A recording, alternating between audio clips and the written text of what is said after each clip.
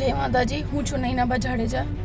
કાલે ક્ષત્રિય સમાજના અગ્રણી એવા પીટી જાડેજા ઉપર પાસાની કલમ લગાવવામાં આવી છે.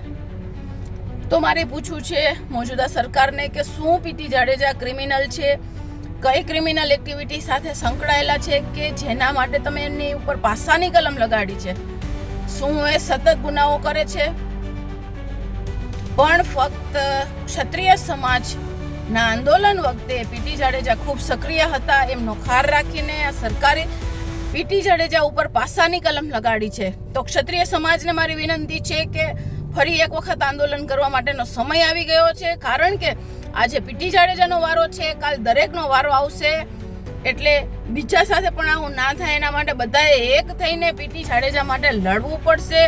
ક્ષત્રિય સમાજ ફરી એક થાય અને જ્યાં સુધી પીટી જાડેજા ઉપરથી આ કલમો દૂર કરવામાં ન આવે ત્યાં સુધી ફરી વખત લડવાનો સમય આવી ગયો છે.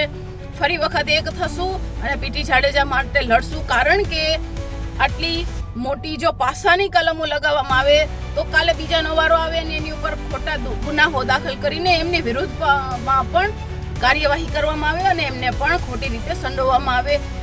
અને બધાની વારા ફરતી વાર આવી રીતે વારો ન આવે એટલા માટે ખાસ ક્ષત્રિય સમાજ એક થાય અને પીટી જાડેજા માટે લડે, એ જ વિનંતી સાથે. જય માતાજી.